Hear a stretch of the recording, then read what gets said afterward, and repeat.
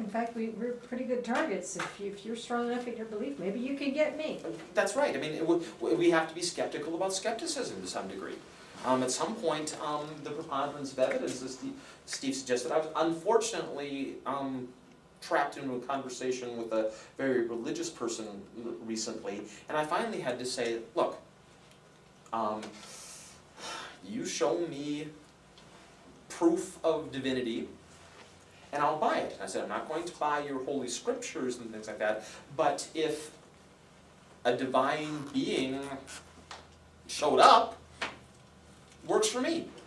Why would a divine being be a Galilean fisherman? Because Jesus was not a carpenter, he was most likely a fisherman, when a divine being could have been the emperor of Rome.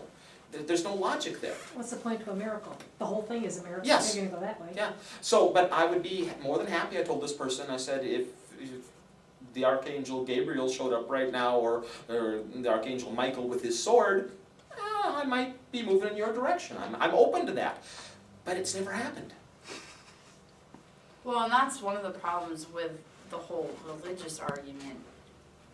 You're arguing facts and evidence, and there's nothing for them, there's no middle ground, there's nothing to discuss, because it's facts and evidence versus a belief. So there's really not anywhere to discuss anything, it's just Religion, one side yelling at the other side, and then... I don't have any problem until they start saying, I know. As soon as they say, I know, I'm on them. Right. White on rice, man. It I am on if basically- they say, I know. Basically, it takes a very like minimal effort from our side if we want to look at their perspective, because all it comes to is common sense or logic. But when they have to look into our perspective, they have to work harder, they have to acquire knowledge, get their facts right, and not everybody is ready for that. Yeah, I think perhaps the presentation you talked about earlier by a chiropractor concerning vaccination was a perfect example, because she did make considerable reference to scientific studies, doubtlessly flawed because they were very specific and cherry-picked examples. But that's the part of the problem, is that to be knowledgeably scientific speaking requires a tremendous amount of reading and expertise. The first question is, how large was the study? You know, but if you don't know that that's how scientific Well, research her works, then you don't need to ask the presentation- question.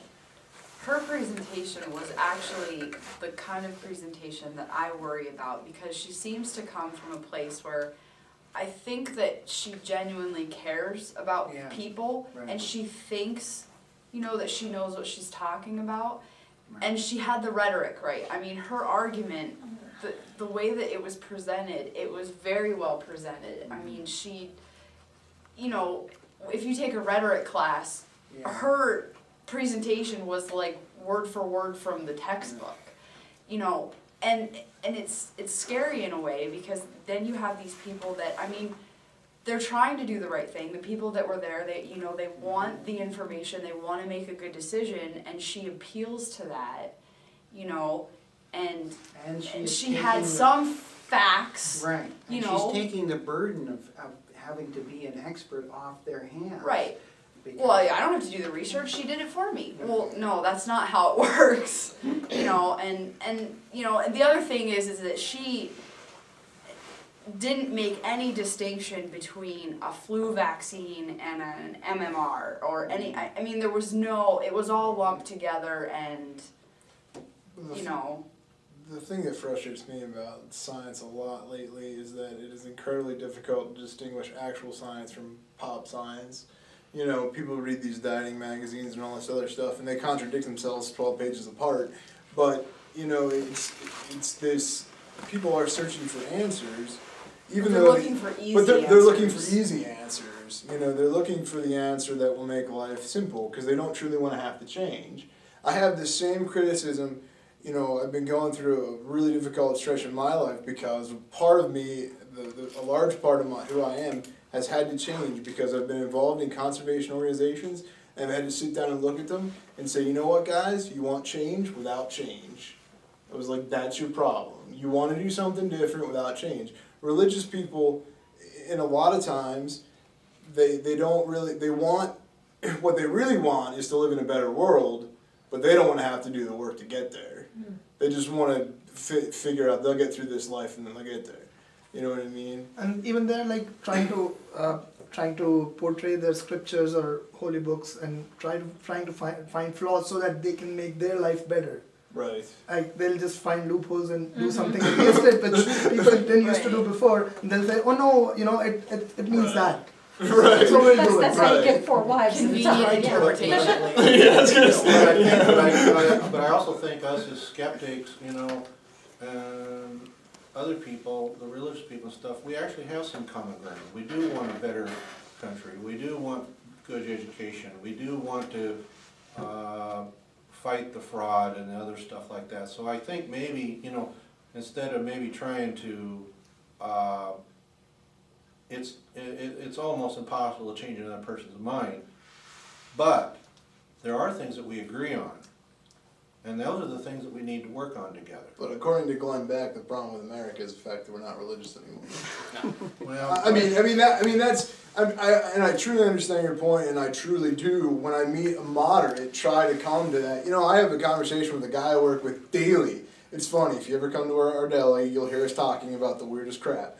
But we have a conversation daily because he's Catholic, but he's only Catholic in the sense that his wife is Catholic. You know what I mean? So like I had to talk with him about P.Z. Myers, and we were talking about irreducible complexities. Like, they've proven that that is total bullshit. I mean, here's a dyed-in-the-wool cat, supposedly dyed-in-the-wool Catholic, who gets angry, physically angry, when people deny evolution. Now I realize the Catholic Church has come to terms or whatever, but he gets angry, and we'll talk about everything, and I'm like, what exactly makes you a Catholic? Like, I don't, like, I keep pushing that point to, like, what can I find here that's going to get him? I find out he's just Catholic because that's what his wife is, and he doesn't want to argue. Because it's easier to spell than Protestant. Right. It's like, you know, I had a conversation one time. I was like, and I brought up the Sam Harris quotes a section of Deuteronomy, and basically I said, this isn't Deuteronomy. Just for having this conversation, you're supposed to kill me. You know? And he goes, well, we don't really believe in the Old Testament. Ten Commandments, right? There we I go. was like, so what exactly do you do at church? And I think he just likes the choir. Like it's funny. He holds to this, and that's so many times. There are the true fundamentalists and whatnot, but there are so many times that people hold on to this religious background because it's comfortable, and they say, yes, I believe in Jesus and angels, and then they go get drunk. Well, it's the same thing. It's the same thing, you know, with a lot of the New Agers. They have if they feel comfortable with that. Right. So, and it explains. I mean, we're like Michael Shermer and Carl Sagan himself said. You know, we're pattern-seeking animals. We have to see patterns, and when it explains things, explains the world to us. And if we have to throw in things, we do it. So we, you know, that explains a lot of it. So if a person sees, you know, well, I was thinking of something, and then the person called, to them that was proof that telepathy works. Well, no. I also heard another quote saying, if you thought, how improbable would a miracle be? And somebody says, well, once in a million times per day. You know, would that be a statistic I heard one time? Well, if that's true, then there's 8 miracles in New York every day, because there's 8 million people. So by the statistics alone, something very unusual will happen, coincidences and stuff. So it doesn't prove anything, but those are points. But people have that pattern seeking. I see something, it happened, therefore I know it's true. Well, no. Uri Geller takes advantage of that, you know. John Edwards takes advantage of that. I mean, he sees dead people and dead people talking. Oh, come on. Did you see the South Park episode on that? No, Hysterical. Stan was talking to a group of people, and he said, I'm getting the letter M, and about 3 people said, it's Mary. One of them's, you know, I mean, it's just purely statistic. I mean, I could do it right now, you know, I find out who's got a brother and sister. And I was cold reading. Who Cold was the reading guy with the on, holy water? South Park. Pardon? Who was the guy with the holy water on TV, like in the 90s?